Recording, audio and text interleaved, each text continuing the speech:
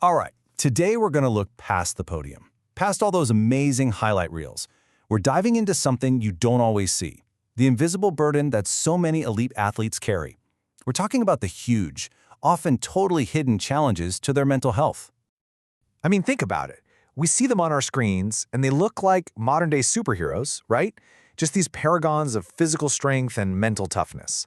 But that whole perception, it creates this really dangerous myth, the idea of the invincible athlete. And this sentiment right here, it just captures the absolute heart of the issue.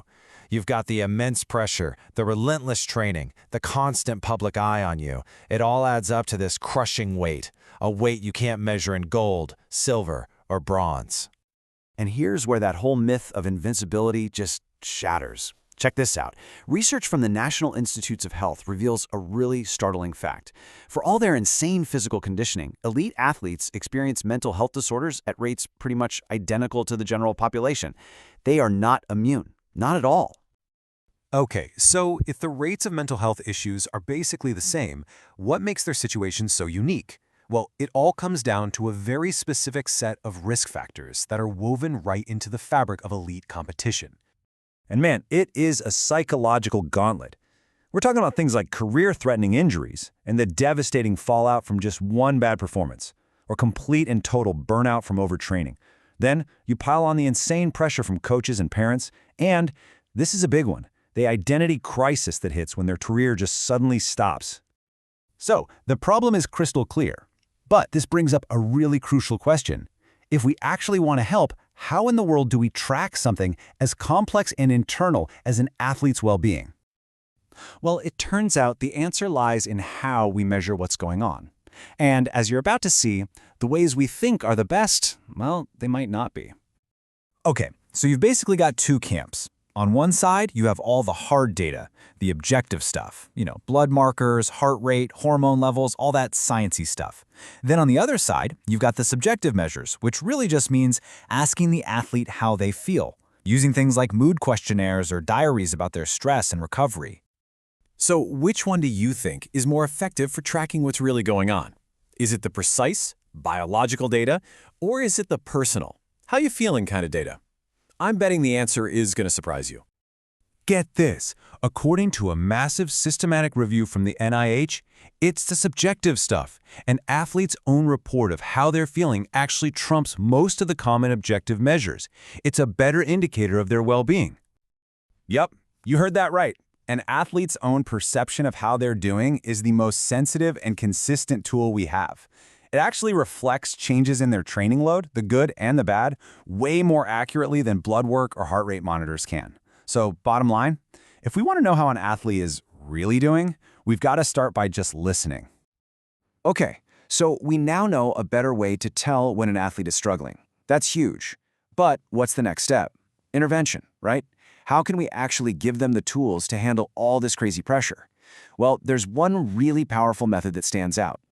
It's called cognitive behavioral therapy, or CBT for short. And the core idea behind it is actually pretty simple, but it's also profound. It's that our thoughts, our emotions, and our behaviors are all linked up. So if you can change a negative thought pattern, you can actually change how you feel and what you do. So what does that actually look like for an athlete? Well, it's basically a three-step process. Step 1, you identify that negative thought. That little voice in your head saying, I'm going to fail. Step 2, you challenge it. You ask, hang on, is that actually true? What evidence do I have for that? And finally, step 3, you replace it with something productive, something based in reality. Like, you know what? I've trained for this, and I am prepared to compete. And the result? It's incredibly powerful. See, CBT doesn't just put a Band-Aid on a problem, it actually builds skills for life. It helps athletes build real mental resilience, manage that crushing stress of competition, and sharpen their focus right when it matters most. But here's the thing. Individual therapy, as powerful as it is, can only do so much. This is a systemic problem, and that means it needs a systemic solution.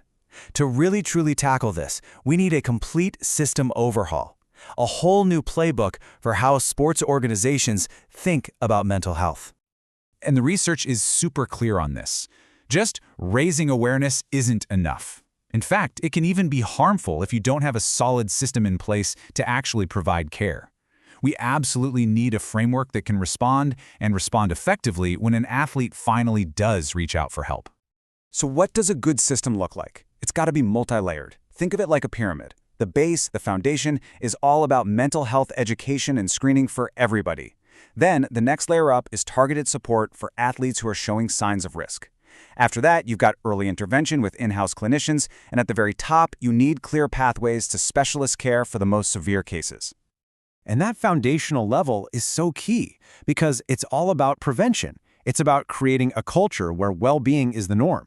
You do that by educating everyone, by pushing athletes to build an identity outside their sport, which is huge, making mental health screenings as normal as a physical, and even creating a network of trained peer supporters, maybe former athletes who've been there.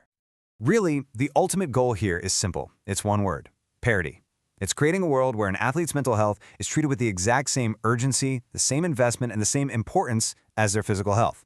Period. You know, for decades, we've been obsessed with pushing the limits of the human body, always searching for that next tiny edge in performance.